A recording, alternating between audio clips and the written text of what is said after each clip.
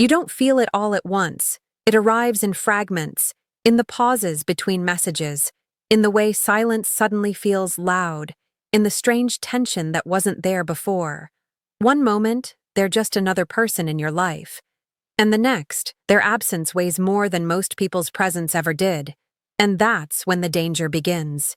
Because when two people start hiding feelings at the same time, reality becomes a quiet battlefield of unsaid truths. Welcome to Psychology of Desire, the place where attraction is decoded, silence is analyzed, and emotions are no longer innocent. If you're drawn to the psychology behind hidden feelings, unspoken tension, and emotional power, subscribe now. Because what you're about to hear might explain the very situation you're trapped in. You tell yourself it's nothing, just a coincidence, just overthinking. But your mind keeps returning to them in moments when it shouldn't. Late at night, during conversations with others, during laughter that suddenly feels hollow. You replay small details. The way their voice softened that one time, the way their eyes lingered just a second too long, the way they said your name like it carried weight.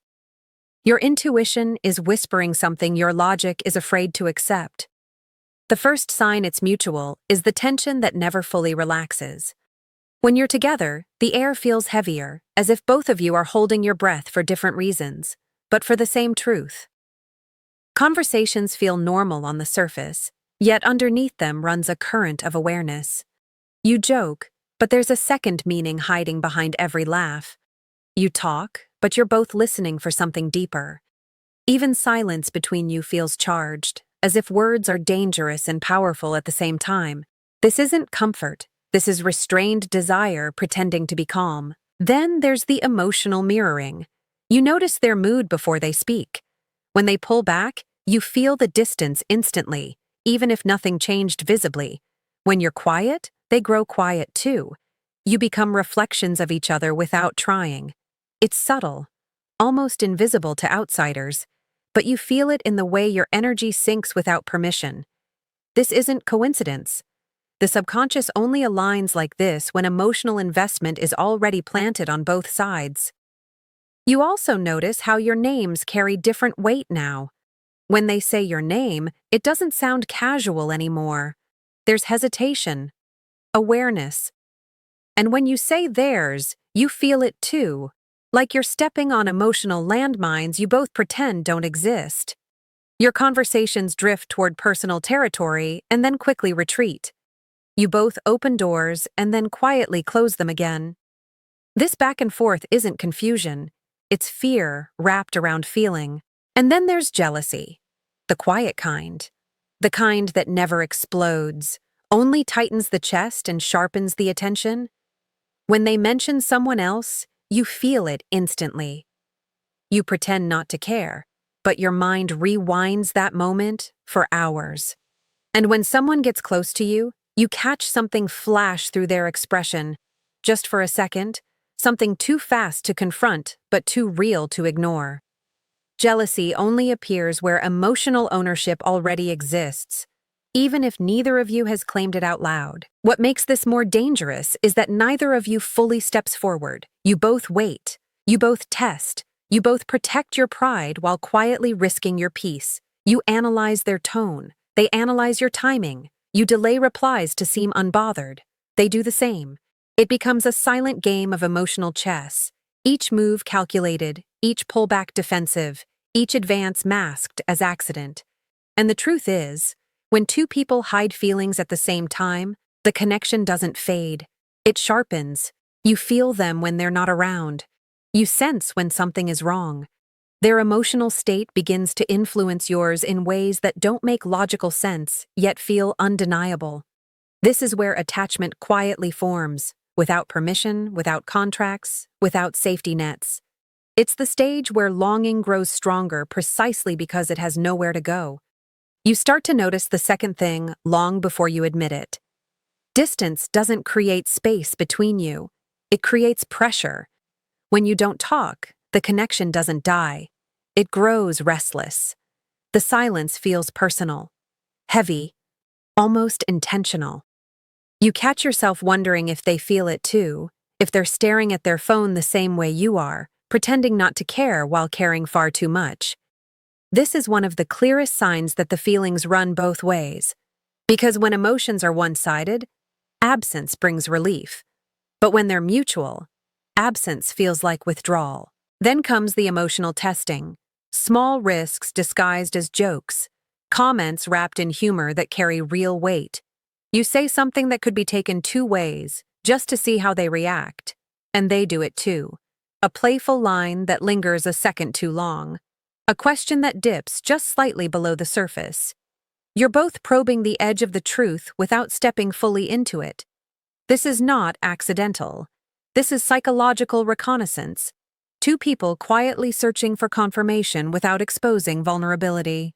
The third sign is how deeply you affect each other's behavior. You notice them changing around you. Their tone shifts, their guard tightens, their confidence rises or falls depending on how you respond. And without realizing it, you do the same. You think more about how your words will land. You censor parts of yourself you never used to. You want to impress without looking like you're trying. You want to stay safe without feeling distant.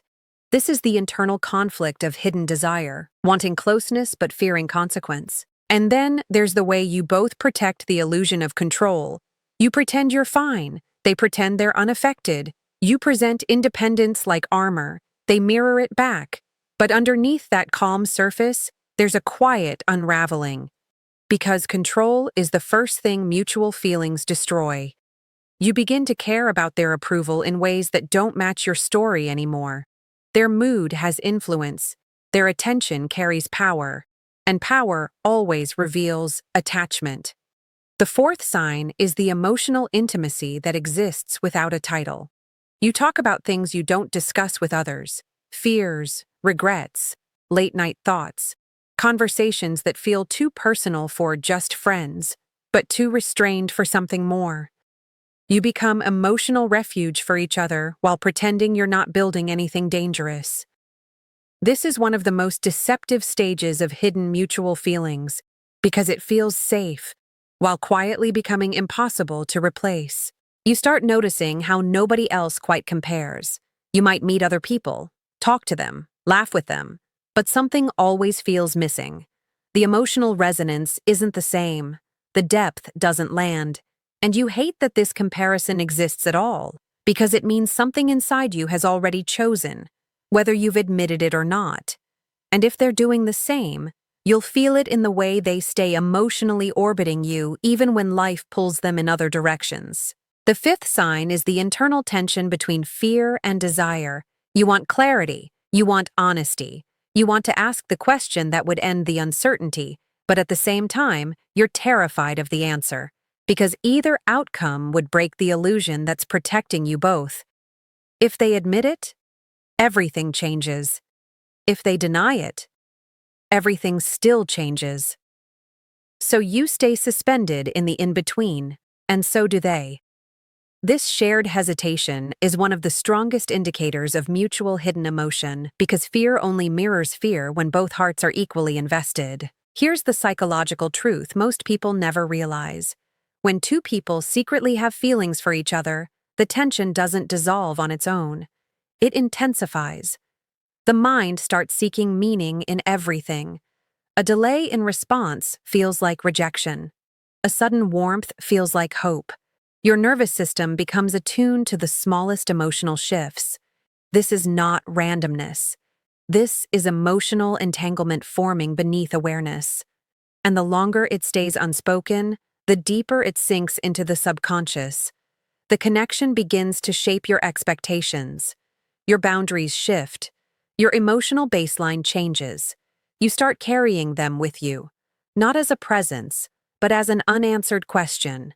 And unanswered questions are some of the heaviest things the human mind can carry. The most haunting part is this.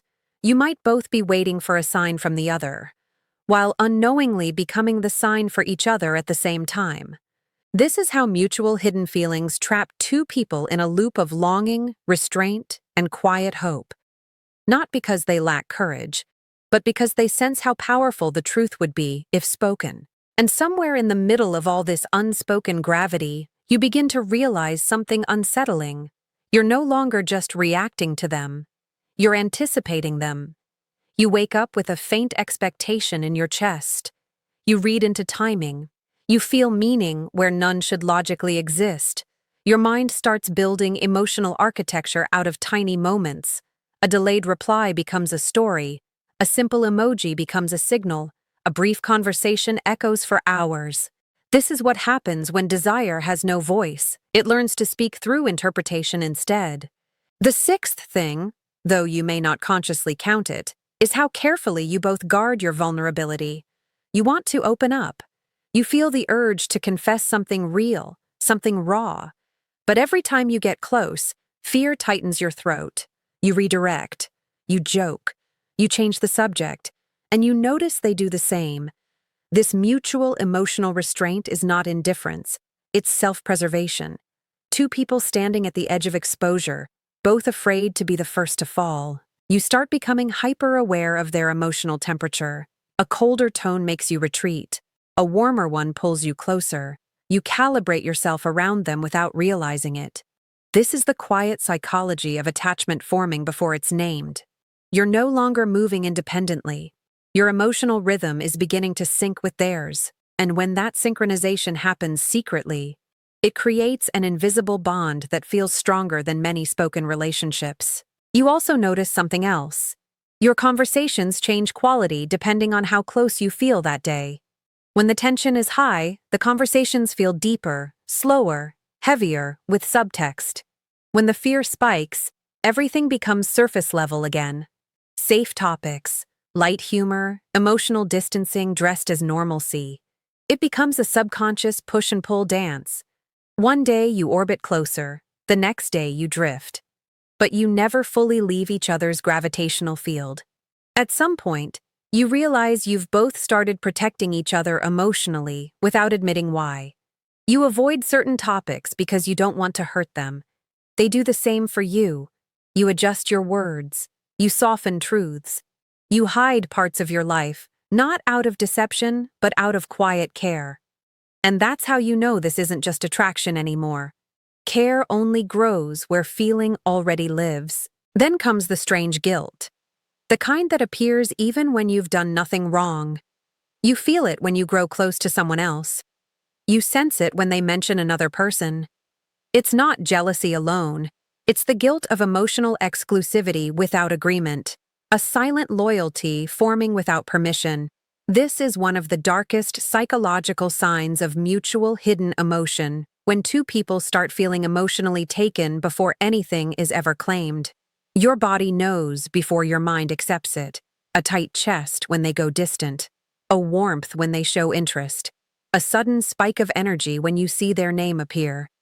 You try to convince yourself it's coincidence, chemistry, habit, anything but what it really is, because naming it would collapse the illusion that keeps things stable, and stability feels safer than transformation. You also begin to notice how time behaves differently with them. Minutes stretch. Hours disappear. Conversations linger in your nervous system long after they end. And when you don't talk, time drags painfully slow. This distortion of time is a psychological marker of emotional fixation. The brain rewires priority without asking permission. And when that happens in two people simultaneously, the intensity doesn't double. It multiplies. The seventh thing is subtle but devastating. You start becoming the version of yourself you think they'll want most, not in obvious ways, in quiet ones. You sharpen your words, you hide your insecurity, you polish your strength, you become more careful with your image. And they do it too.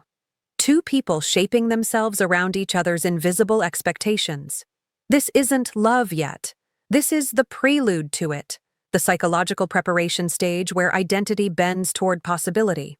And still, nothing is said, because saying it would force action. Saying it would demand risk. Saying it would shatter the comfort of ambiguity. So you both remain trapped in emotional potential, a connection that feels too intense to ignore and too dangerous to confront. The mind calls it confusion.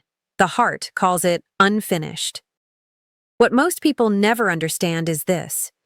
Mutual hidden feelings don't fade quietly. They either surface violently or they harden into regret. Because emotions that aren't expressed don't disappear. They transform into tension, anxiety, obsession, and longing. And if this feels uncomfortably familiar, that's not coincidence. That's recognition. At some point, the eighth truth reveals itself in the quietest way. You stop asking if something is there and start wondering how long it's been there. You look back at old moments and suddenly see them differently. That joke wasn't just playful. That silence wasn't empty. That look wasn't accidental. The past reshapes itself once awareness begins to surface. And the realization hits softly but deeply. This connection didn't appear overnight. It was growing while you were pretending not to notice. The ninth thing is the emotional exhaustion. Carrying unspoken feelings is heavy work. You grow tired in ways sleep can't fix. You feel distracted, overstimulated, restless. Because your mind is always calculating what they meant, what you should say, what you shouldn't reveal. You're fighting a war that has no visible battlefield, and so are they. Two people quietly burdened by the same secret, orbiting each other with careful restraint. And then comes the final sign, the most dangerous one of all. You both start to lose the ability to imagine your future without each other in it. Not in clear pictures, not in fantasies, but in absence. The idea of them disappearing from your life feels wrong, disorienting, not painful in a dramatic way, but hollow. Like something essential would go missing from the structure of your emotional world. This is when hidden feelings cross into emotional dependency. Not addiction, not attachment yet, but meaning.